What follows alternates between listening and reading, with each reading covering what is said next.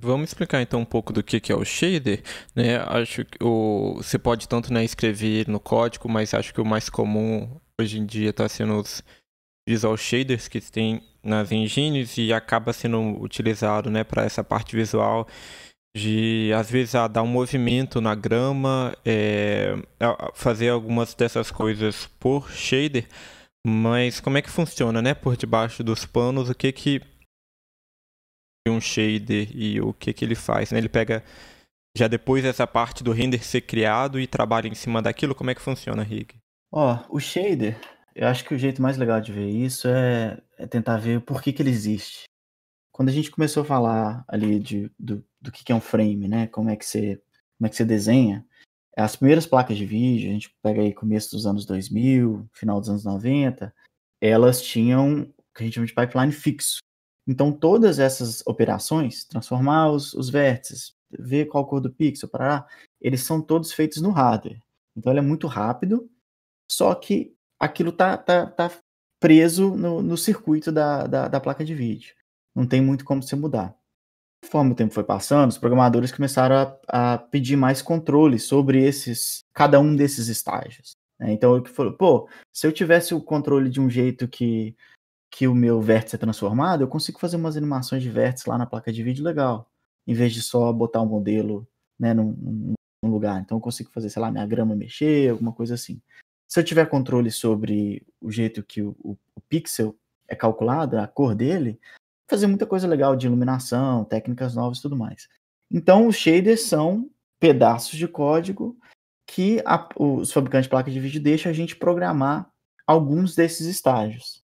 Nem todos eles são programáveis, por exemplo, quando eu falei da rasterização, ela ainda é uma coisa que é do pipeline fixo, mas muitas esses estágios do frame, eles cada vez estão mais e mais programáveis. Isso que é o shader. Por que ele chama shader? Eu sempre achei isso curioso. Porque... É uma ótima pergunta. É porque antigamente ele era muito usado para calcular sombra, né? Então, de shading. Aham. Aí meio que virou o nome. Pois é, porque dá pra você fazer com shaders umas coisas tão absurdas. Tipo, antes de você ver, você não faz a menor ideia que um negócio desse é possível, tipo assim, do jeito que ele funciona.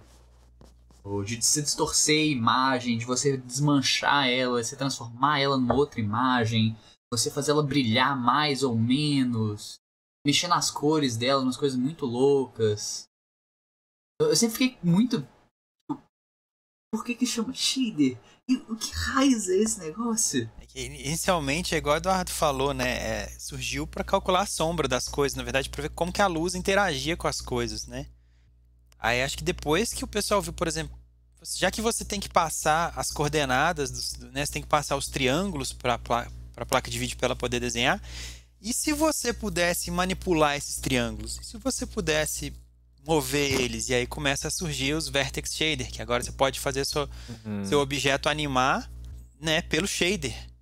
E aí começa a surgir essas loucuras, né? E eu acho que assim, o ápice desse movimento é o Compute Shader. E o Compute Shader é você falar assim, olha, ele não participa em nada esse processo do frame.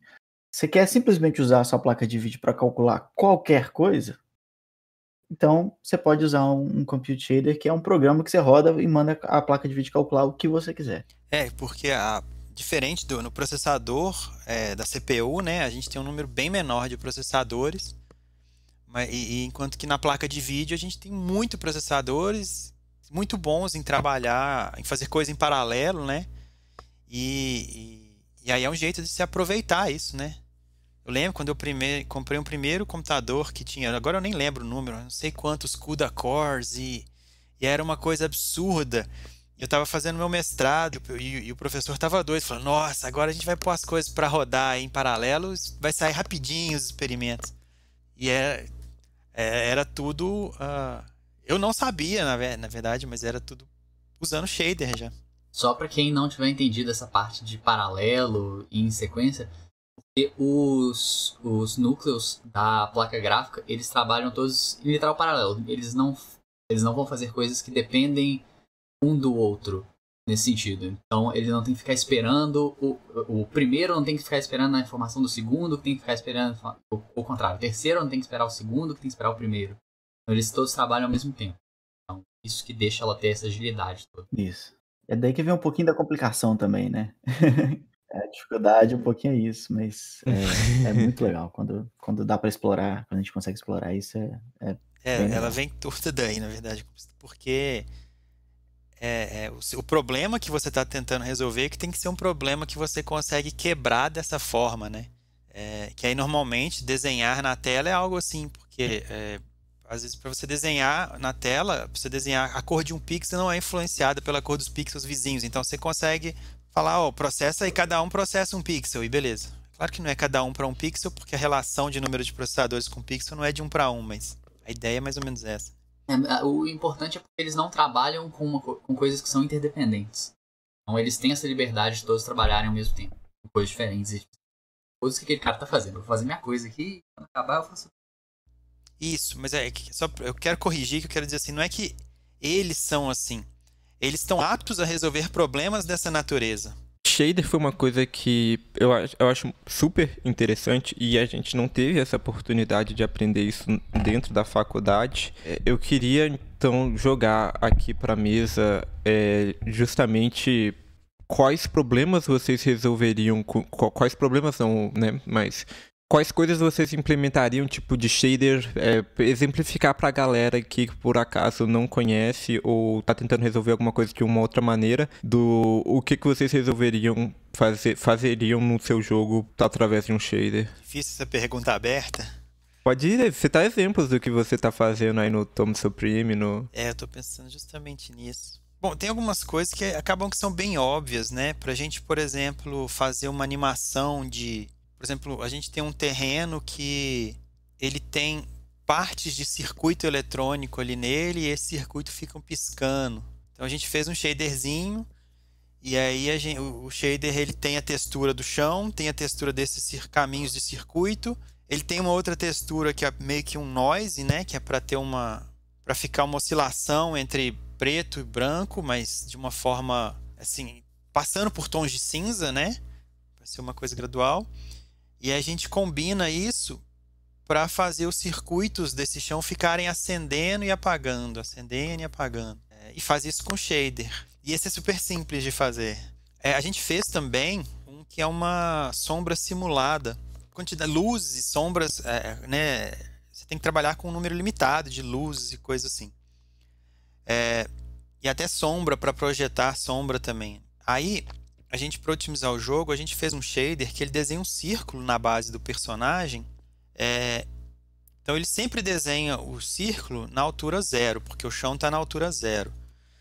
E aí o tamanho desse círculo, o diâmetro desse círculo, ele varia de acordo com a distância do personagem para o chão. Então a hora que eu subo o personagem, esse círculo diminui, e a hora que eu desço o personagem, esse círculo aumenta, sabe? E esse círculo é uma textura que está desenhada ali, mas que dá a ilusão de que tem uma luz projetada ou coisa assim. E foi um shaderzinho também bem simples. A gente fez para desenhar isso daí. Um uso que eu acho muito legal é o jeito que o objeto meio que tem... Não é bem a textura dele, mas é o jeito que ele se comporta com base na luz. Então, por exemplo, se você vai fazer um objeto que ele às vezes, aquele meio brilho que você tem no jogo, quando o personagem meio que tá... Parece que a malha dele tá brilhando, mas ela não tá emitindo luz. Ela tá meio que com uma sombra colorida nela. E você consegue controlar isso, porque você consegue ter com base no jeito que a luz reflete na malha do material e de onde que a normal dele tá apontando.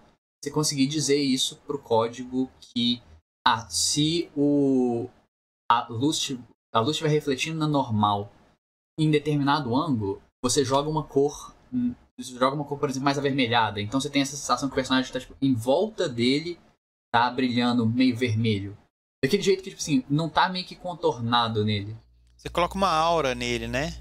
É tipo uma aura de contorno, mas ela não fica desenhada em volta do personagem que nem se você fizesse uma linha nele. Ela fica meio que na malha dele.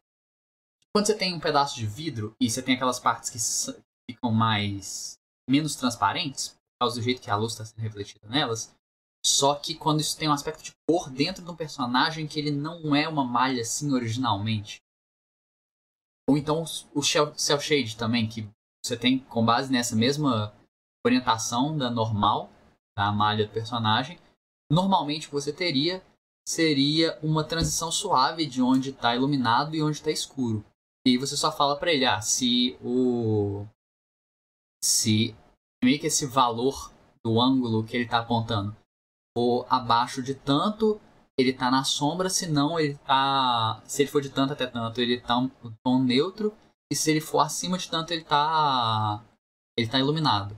Então você tem essas transições bem duras da sombra, que é o estilo Cell Shaded mesmo. Você consegue fazer isso adaptando conforme a posição da luz, tá? Coisas desse tipo. Esse é um ótimo exemplo. Eu acho que, de maneira geral, acho que via de regra, um jeito legal para você pensar, será que isso eu faria com shader ou não? É ver se a consequência, o resultado daquilo é uma coisa visual, que ela não precisa sair ali da placa de vídeo, né? Então, se é alguma coisa que você precisa daquilo para gameplay, talvez fazer isso no shader não seja legal. Mas se no final das contas o efeito for visual, o que vai mudar o jeito como você vai desenhar um objeto e tudo mais, é um ótimo candidato para virar shader.